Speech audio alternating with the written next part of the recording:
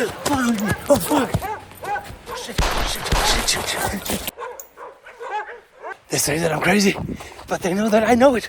I have to get home to my practice dojo as fast as possible, because I know their secret.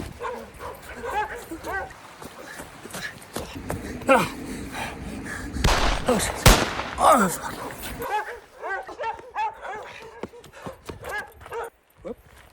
Whoop.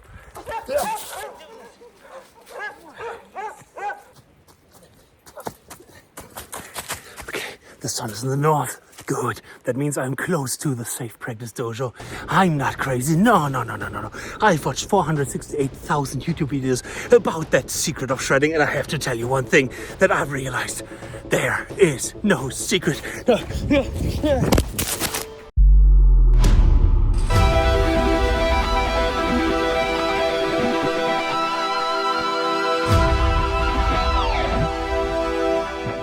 Okay, real talk. Can you do this? And can you do this and this? Then you have the full potential to play fast shred lines in you. Often people are looking for a secret to play fast licks, but basically it boils everything down to two things: practicing hard and smart. A lot of people are looking for licks that helps them to play faster, to improve their hand synchronization. But the truth is, it's not necessarily what we are practicing, but how we are practicing. And therefore oh shit, I forgot. Practice dojo. Hey guitar champion, what's going on? I'm Justin Hornbach, back from my practice dojo, now in my practice dojo, the Safe Practice Dojo, and welcome to today's video. Yes, as I mentioned, it's not necessarily important what you are practicing, but how you are practicing. That's why I love to work constantly on new practice methods, new practice ideas. And today I want to show you one of my favorites when it comes to boosting your playing to the next speed level. The method that I'm going to show you is one of the methods from my newest online masterclass, the Gateway to Shred.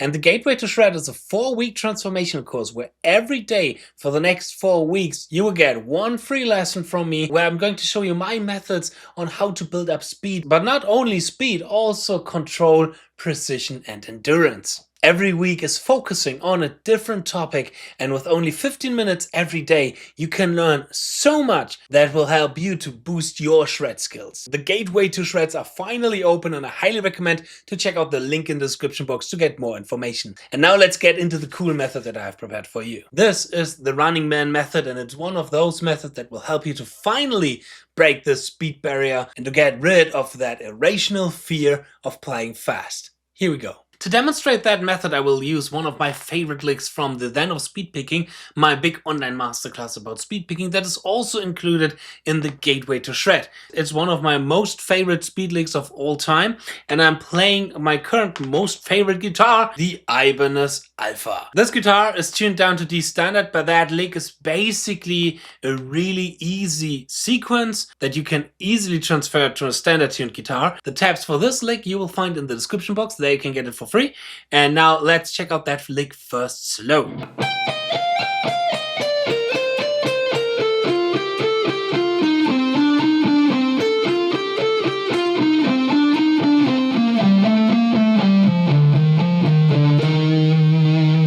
This is a downward pick slanting lick, so every time when I hit the last upstroke of that string, I go into the downward pick slant rotation to go to the next string. The sequence starts with a jumping movement, followed by an ascending movement and a descending movement.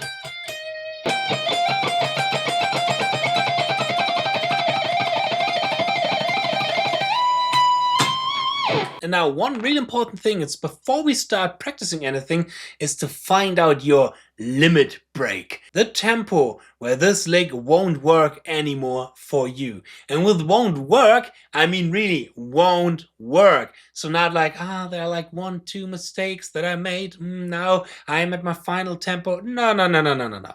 With the limit break, I mean that barrier, that threshold where you're not able to play at least 1/2 of a bar or something like this really straight. Let me demonstrate that to you. Let me find my limit break. Again, it's not about having it perfect up to a certain point, but really finding that tempo where nothing works anymore. You will see. For that, I will use the click on my phone, and I could assume that, for example, like 60 note triplets and 150 is maybe my limit. Let me check that out. 16-note triplets on 150 is this kind of a tempo. Let me put the beat to 8 notes so I know when to change the string. Let me try to find out if that's still working. Yeah, that is still a tempo where it kinda works. Of course, again, this is not perfect. Maybe 1 or 2 notes are not in sync. Maybe I skipped 1 or 2 notes, but here it's not about the tempo where it's not perfect anymore. Here it's not about the tempo where we're just not able to play it anymore.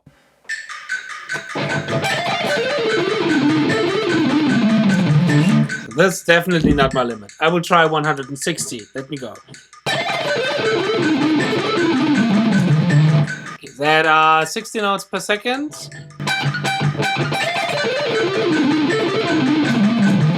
Okay, yeah, it starts to feel a little bit weird. So 1, 2, 3, 4.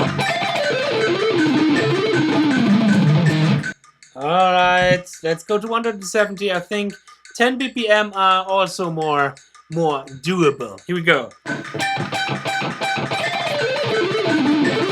Ah, yeah. Here it starts at after about, it is falling apart a little bit. Let me try it again. Ah, yes. But still not my limit, I would say. Let me try 180. Whew. Come on. Okay.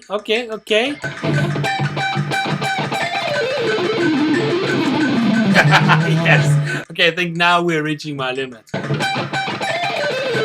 Whew. 1, 2, 3, 4. Yes. Okay. I think I can stop here. That's definitely my limit. 180 BPM, 80 notes per second. That is quite fast. But why is this information so important? Because with the Running Man method, I will now work on my endurance, but I will also work on my precision and the ability to control everything in these higher and faster tempos. The problem here is more the length of the lick, not necessarily the speed of the lick, but just at a certain point my endurance starts to stop.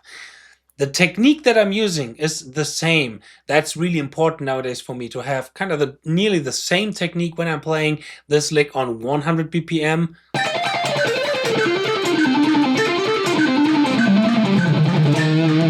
Or 180 BPM. Alright, that information that my limit break is 180 BPM is really important for me. It's totally fine if your limit is 120, 130, or even 100 or 90. It depends on your level. That's absolutely fine. Important is that you find that tempo where it really is not working anymore quite well. And this leads us to, why is this method called the Running Man method? Well, I once asked my mom, who used to be a professional sports PE teacher, I once asked her, like, hey, how do you train for a marathon? And she told me, well, there are basically 2 ways. One way is that you have a certain distance, like let's say 10 kilometers, and you try to increase the pacing of your running style. Like first running that 10 kilometers in 1 hour, then 45 minutes, then 30 minutes, and going faster and faster. The other method is that you keep one fast pacing, and instead of increasing the tempo, you increase the length that you can run. For example, run 2 kilometers on a really fast pacing and try to keep the pace, and then 2 days later you will run 3 kilometers or 4 kilometers. And the same concept I translated to the guitar. So what I do, I take again this sequence, and instead of playing those whole 2 bars, I play, for example, the first 6 notes, but already on my limit tempo.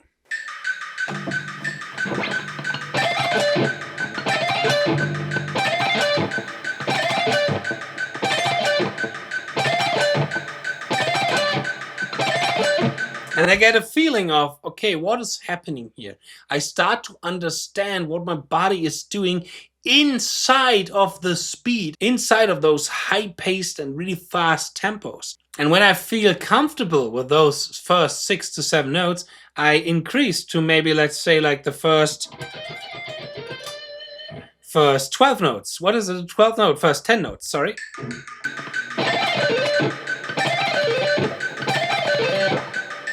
I'm feeling more comfortable with this after a time, like after doing this for the next 3 to 5 minutes. And I will continue with the first 12 notes, so up to the G string, the first 30 notes, I'm sorry. So up to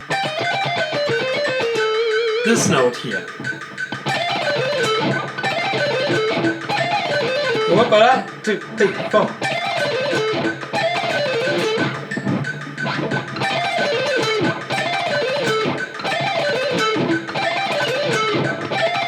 Woo!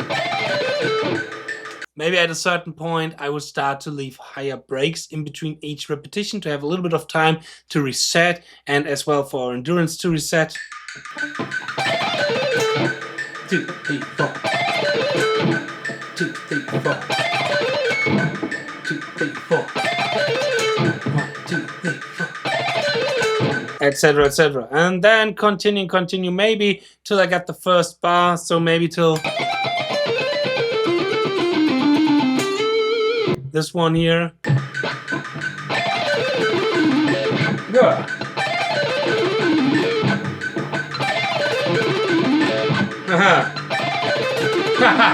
Woo! That's going to burn in my forearm, but nice. I want that burn because that means we're working on our endurance. We have to distinguish between the feeling of, okay, our body is working and our body is in pain.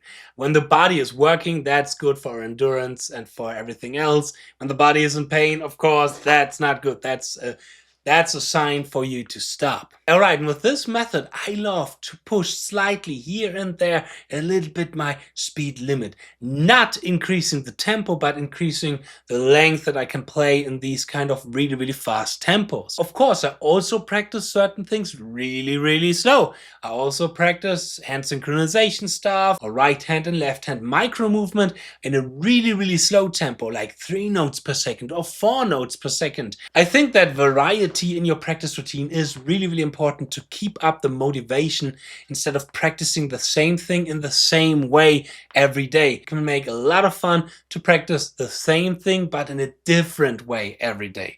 And for more methods, I highly recommend again to check out the Gateway to Shred. Because there I also have the slow method, starting on a slower tempo and increasing to a higher tempo. I will show you how to analyze yourself. I have a method where we change randomly the situation that we're playing in to also focusing on the musicality. But not only that, I also explain how the right and the left hand works together. I will show you shred licks, I will show you how to sweep, and I have a final pretty cool solo in the end.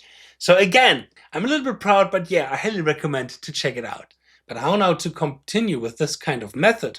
Well, it is super easy. Increasing the length, but don't do it for too long. Really listen to your body and be aware of that moment when that feeling, that burning starts to get from work into pain. But then come back to this kind of method 2-3 days later and see, okay, how long can I do it now? But most importantly, this method is really important for you to understand. Don't be afraid of speed. Play fast. Even though that it means that you may be not 100% accurate, but this can come with other methods. This is also a method for your mindset to understand, hey, I don't have to be afraid of speed anymore. I can play fast. Everyone can play fast. Because again, there is no secret playing fast guitar and playing shred guitar. We only have to do it, we only have to practice it, we only have to have fun practicing it with different methods. And I love this journey of getting better every day, of working on micro movements, getting a little bit faster here and there, and really challenging everything for me as a musician on this beautiful instrument. So much about today's video. I hope you liked this little video. If yes, then feel free to leave a like, leave a nice comment, or a not so nice comment, I don't care. And of course, hit the subscribe button if you haven't yet. I wish you a lot of fun in learning, practicing, and mastering the guitar. Cheers, and power your progress.